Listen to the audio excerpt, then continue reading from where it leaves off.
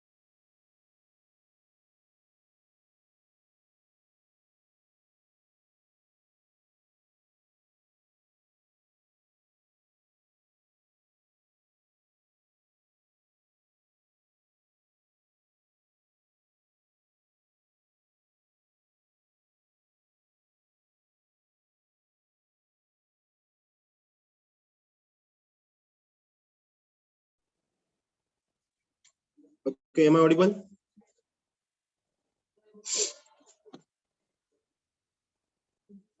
Am I audible?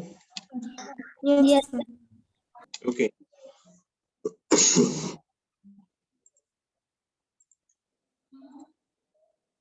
I hope my screen is visible. So, okay, Saurabh, thank you. Very good morning, one and all. So, last few lectures we had spending on a testing of various electrical apparatus, right? So today another one apparatus I had taken for the study purpose, and that is see. Uh,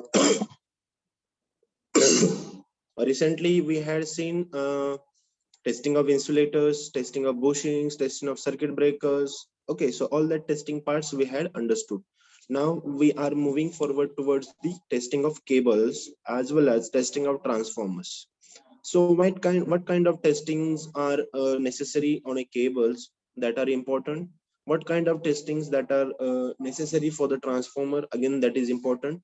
So today we'll go in the deep for the testing of cables and the recent shortest overview on the transformers. Okay, so let us go that testing of cables. So here first thing that we should understand that whatever the high voltage power cables are there, that has to be tested, as well as that has to be assured its quality in case of HV DC transmission. So in this case, as we know that there is underground distribution, and in this underground distribution, not only we are using the cables, but also there is some metropolitan cities where we need to provide the better environmental aspect also, and also we expecting that these cable system or whatever the testing of cable should be a reliable, and their whatever the supply to the consumer, that should be a proper.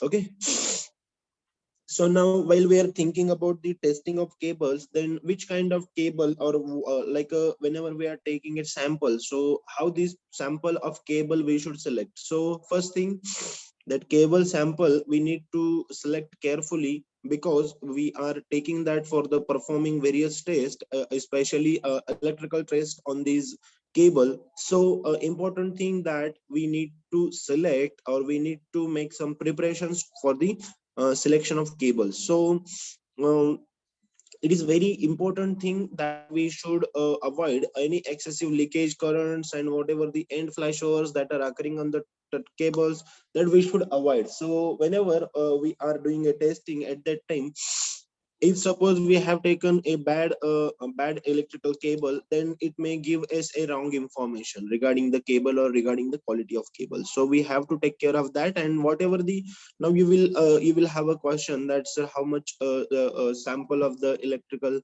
wire that we should take? So here I had given the that may be asked for the MCQ questionnaires again. So what should be the length of sample cable?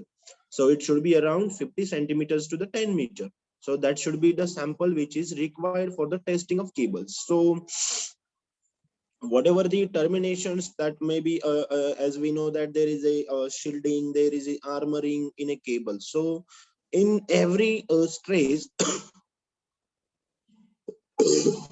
in every moment, that our electrical wire should sustain the electrical stresses, right? So that is the basic requirement while we are selecting or while we are preparing a cable sample. Okay, so let us move to the whatever testings that we are doing on the electrical cables. So first thing, that is a bending test. Okay, so first test is bending test. So what we are going to do in this bending test?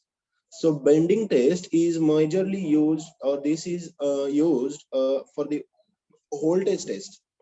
So that voltage should be whatever be the voltage, that voltage test should be done before the bending or after the bending test at any particular time. What I am telling you that whatever the voltage test we are conducting on a cable, that should be conducted before the bending test or the after the bending test. So then this cable should be bended like a cylindrical, like this manner. It should be rounded, or we can say that the cable should be bent rounded cylindrical to for the specific diameter. Okay, so that means suppose like that way, suppose see, if suppose I am starting to make a bending round, then at a particular time or particular round, there may be a complete turn, then second turn, then fourth turn. So like that way it should be unbounded as well as we can say rebounded opposite directions, and whatever the cycle will be there for the that complete run, that may be repeated. So there may be a bunch of a cable around 10-meter cable, so and this moment we have to take the bending test. So first, before the bending of this cable, we will conduct one voltage test, and after the bending of cable, we will again conduct the one voltage test. And based on that two tests, we will determine, or we will identify whether it is okay or not. Second one, that is the loading cycle test. So again, here whatever the cable and whatever the accessories of cable, that may be around a 20 load cycles with a one conductor around temperature about 5 degrees Celsius. And in this 5 degrees Celsius, that whatever be the cables are there, that should be energized around 1.5 times of its working voltage. Means if suppose it is having a 100 volt ampere or 100 volt working voltage, then we should consider that value maybe around 150, that means 1.5 times. So that time that cable should not show any sign of damages, so then we can say this cable has passed the loading cycle test, and then we will say this is quality assured cable, or we can say loading cycle test has been passed by the cable. Then next, that is again thermal stability test. Now again, as its word indicates, that thermal and stability means for the temperature how much it is going to sustain. And as already we have seen the test number 2, that is the loading cycle test. So in that loading cycle test, what we are doing, at that test we are having, or we are applying temperature around 5 degrees Celsius. So after this test second, that is loading cycle test, whatever the cable we are having, that should be energized with the voltage of 1.5 times with the working voltage. Again same case. So for a cable of 132 kV, that time we can consider that whatever the multiplying factor, that will increase or decrease with increasing operating voltage. So whenever we are increasing the voltage, at that time we should maintain the Ohm's law. So for that we will reduce the loading current. So that loading current will be adjusted as according to the whatever working voltage we are increasing, and with that specific time period, we will maintain the temperature of that core of the cable up to permissible temperature limit. So whatever be the current is there, that should be maintained at around 6 hours time. Means that current should be flow through this whole cable for around 6 hours, and that time we will measure whether the temperature of this cable is going to rising, whether this temperature of is going to damage. So all that factors we will consider, and then only we can say that cable has passed again thermal stability test. Then my another testing method for the cable, that is again dielectric thermal resistance test. So here we had seen thermal stability test. Now we will see dielectric thermal resistance test.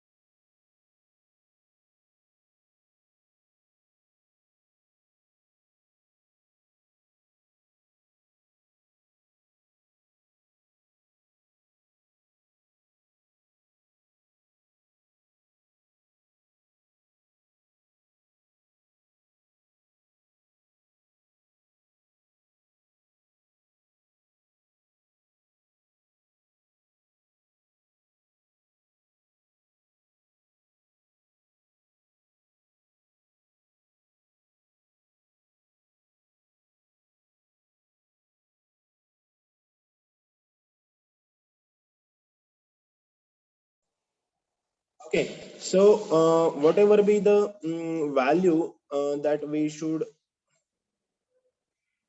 Okay, so for the dielectric thermal resistance test, the whatever be the ratio of the temperature. Now see here, there is a core and there is a sheathing of the cable. Means see, there is a cable, like this is a core. Okay, this is a core of cable, And over that there is a some kind of the armoring, there is a sheeting, so like that on that cable there is a multiple rounds. So in these cases, whatever be the ratio of the temperature in between the core and the sheet of cable, so whatever be the heat flowing from this cable, that should give a thermal resistance for the sample of that cable. So as per the standard values, whatever be the limit value or whatever be the thermal, whatever be the ratio of temperature, that should be in that specified range only. Okay, so this we have to consider, we have to understand for the cables. So this is the 4 test we had understood recently. Remaining 4 again we will see. Another one, that is the life expectancy test. So here, as we have to find out the life of cable. So whatever be the life of cable, that should be having an accelerated life test. So we need to carry out that test whenever we will consider that in cases of the of normal working stresses. Suppose there is a higher voltage stress on the cable as compared to the normal working stress. So at that time we can consider, or we can see whatever be the relation between expected life of the cables into the minutes or into the hours, that may be calculated with the help of this formula. G is equal to K by N under root T. So what is that key? So that key is a constant of this material, and whatever be the N is there, that N is the index. So that is again depending on the type of material. So this is calculation for the life expectancy test. So in that life expectancy test, what we are doing, we are developing more and more voltage trace as compared to the normal working stress. And in that cases we are just watching with whether it is a sustaining, whether it is a withstanding. Okay, so this is all about the life expectancy test. Next is a dielectric power factor test. So in dielectric power factor test, as we know that there is a sharing bridge which is used for the dielectric power factor test. So whenever we will calculate that dielectric power factor in a cable, that time we have to use the high voltage sharing bridge. So whatever the power factor that has to be measured for the difference values of voltages, that we will consider, and that is 0.5, 1, 1.5, and that should be a 2 times. Okay, that should be a 2 times, and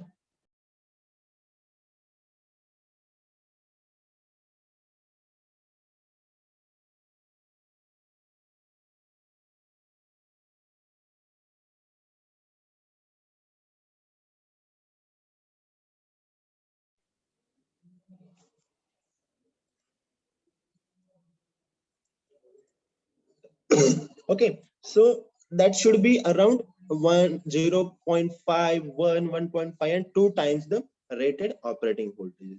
So whatever be the maximum value of power factor at a normal working voltage, that should not be exceed than the specific value. So what will be the specific value? It should be around 0.01 to the 0.02. So at that time the temperature should be in a range that is again around the 15 degree to 65 degrees. So in these cases, whatever be the difference between the rated voltage, and as we had said that 1.5 times to the rated voltage, so difference should be and in that cases the difference should be the twice the rated voltage. So, and again whatever be the value for the rated voltage, that is becoming it twice, that should not be exceed the specified value. So sometimes what happens, that whatever be the sources are there, that is not able to supply the charging current, whatever be the required by the test cable.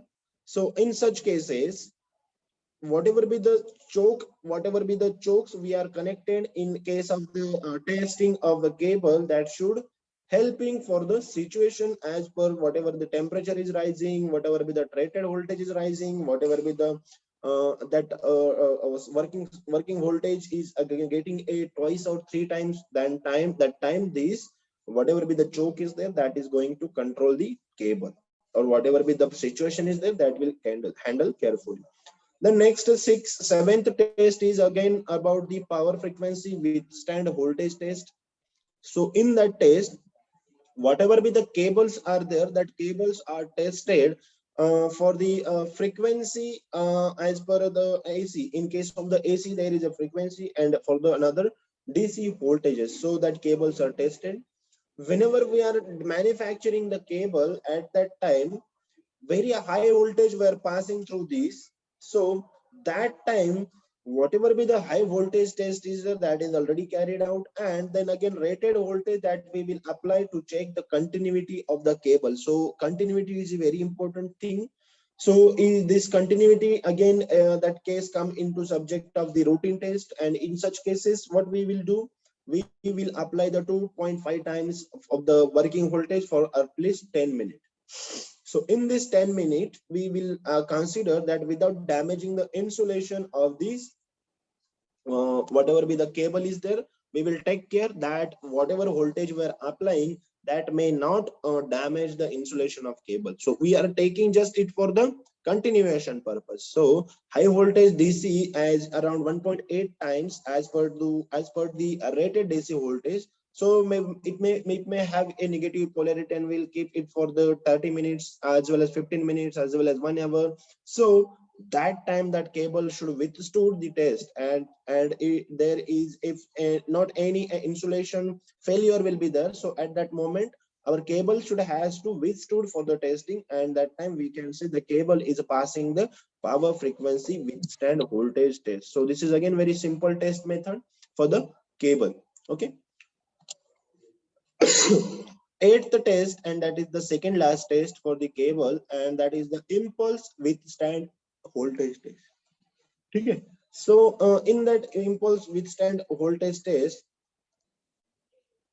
we will understand whatever be the cable that is around having a 10 positive 10 negative impulse voltages, and with the same magnitude that we are applying.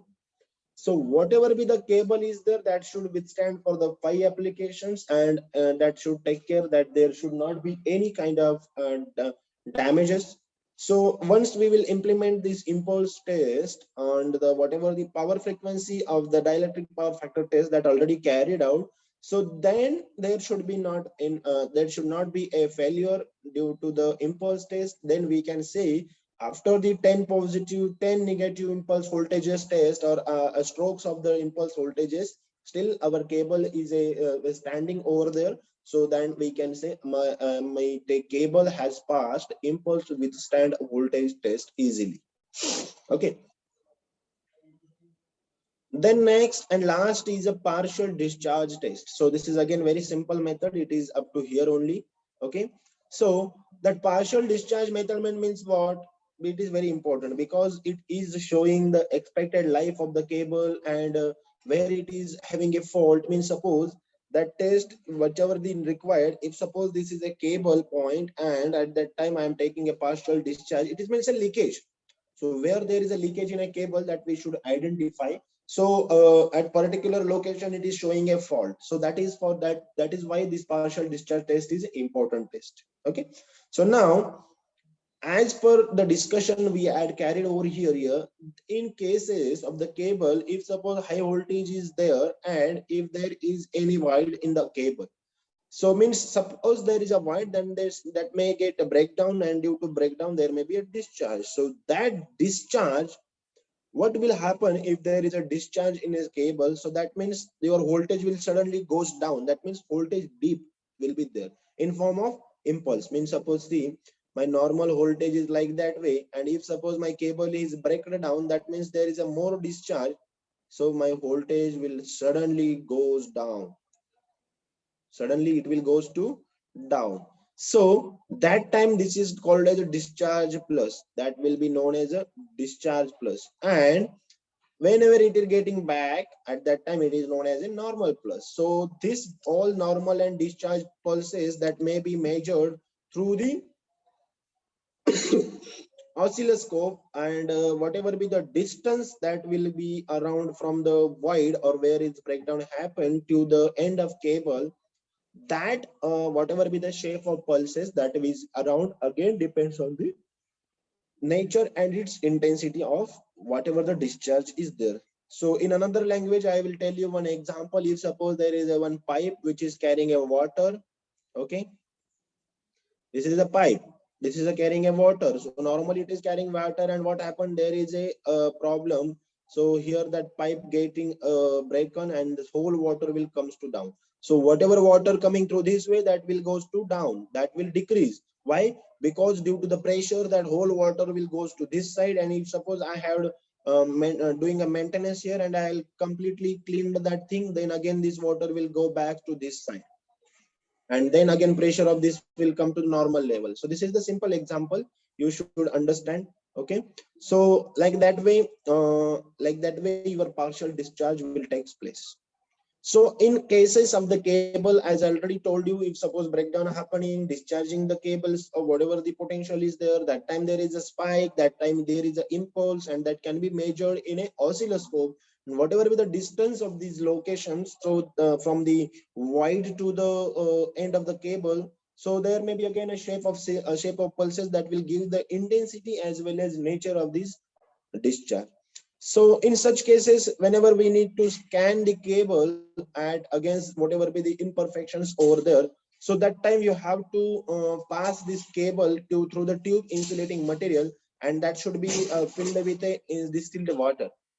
That should be filled with a distilled water. So whenever we are placing that all the insulating materials filled with the distilled water, that time four electrodes will have, we will have, and two at the end and two in the middle of this tube.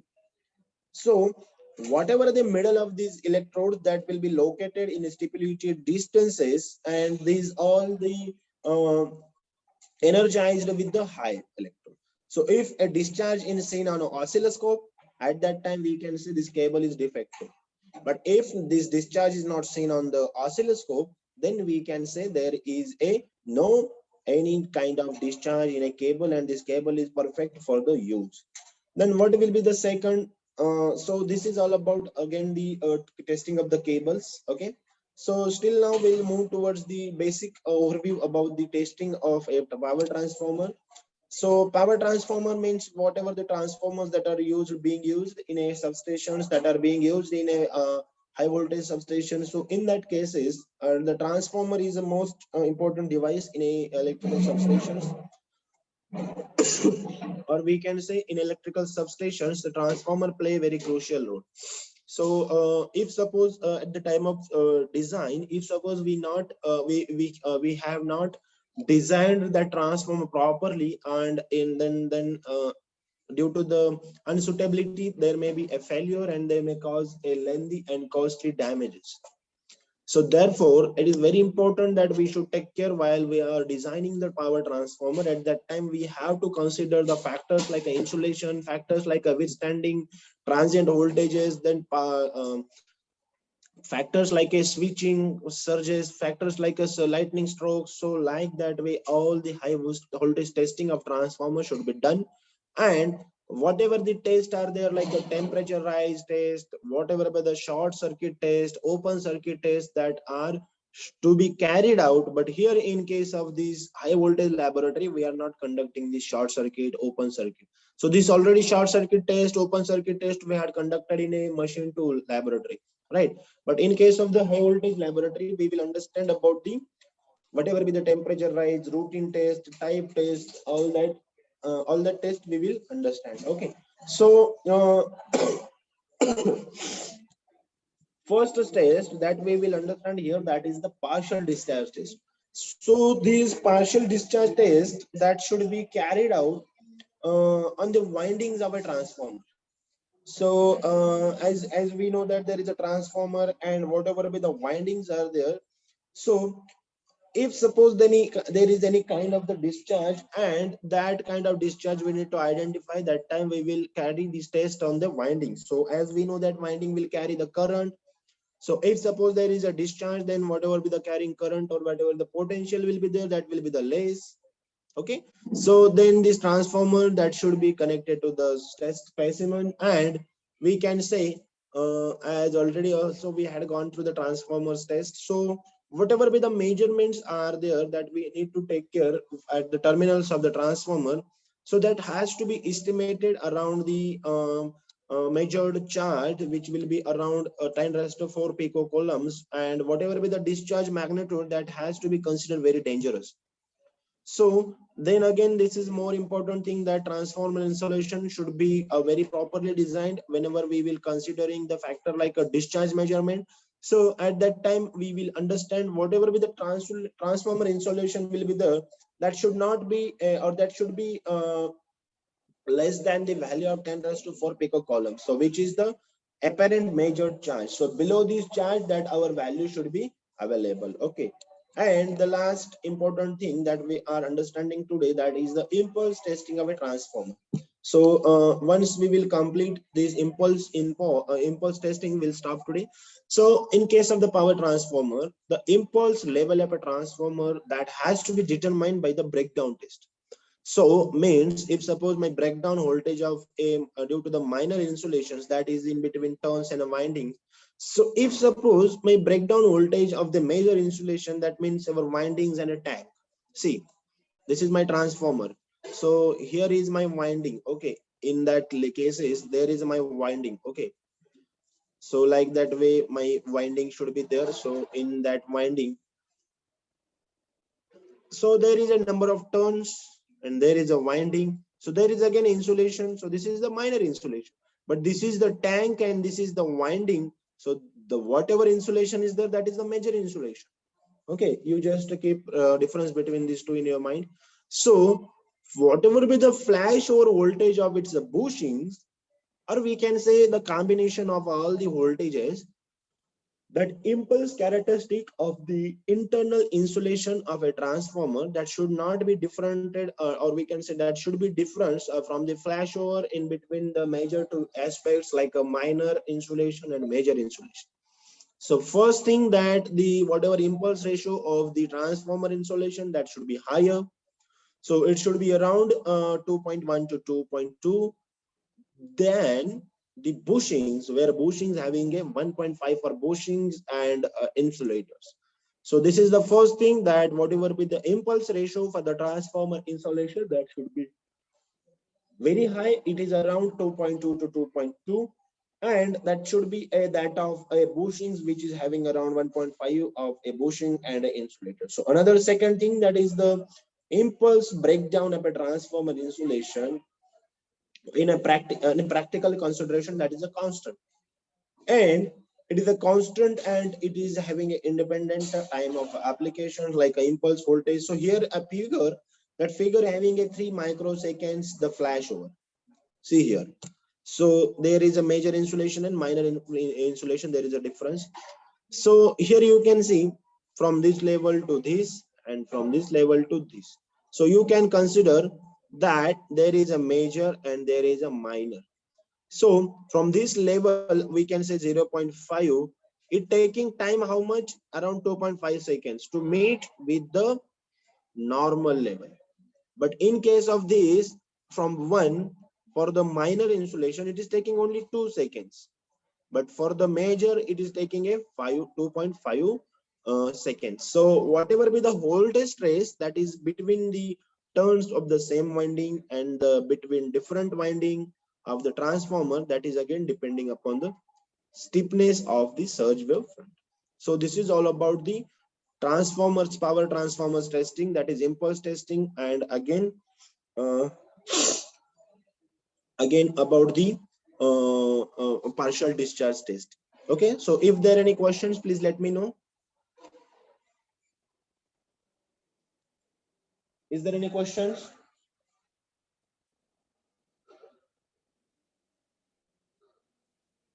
No question?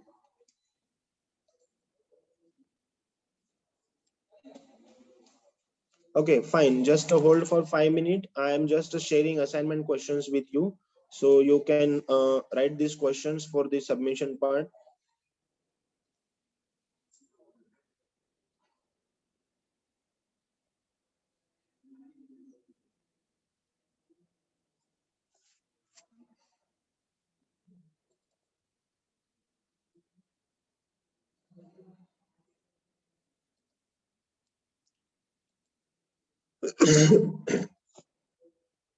Just hold for 5 minutes.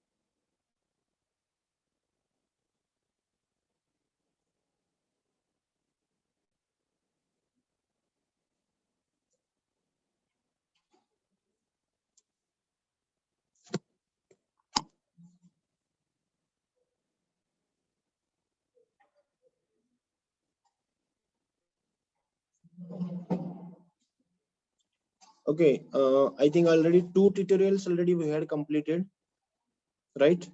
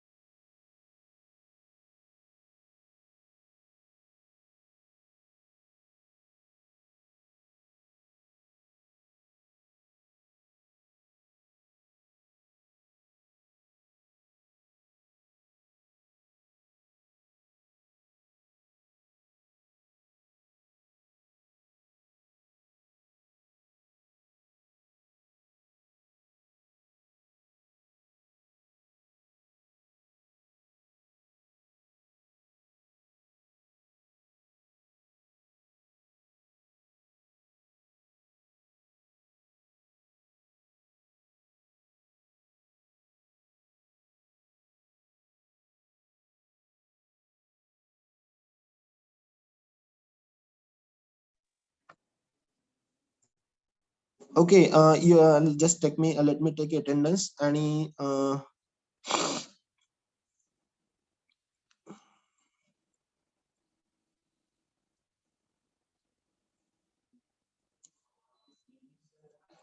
okay, I will post assignment questions on a group. You should submit that up to within 2 days. Okay, today is 18th. Today, tomorrow 19th. up to 20th, up to 20th 20 तारखेच्या दुपारपर्यंत मला तुम्ही submit करा. त्याची link वगैरे मी ग्रुपमध्ये टाकून देईन. ठीक आहे. मॅक्झिमम एका युनिट मध्ये 3-4 क्वेश्चन्स असतील. ओके, सो तेवढे कम्प्लीट करा आणि ते सेंड करा. टर्म वर्क सबमिट करायचा आहे. Okay, thank you.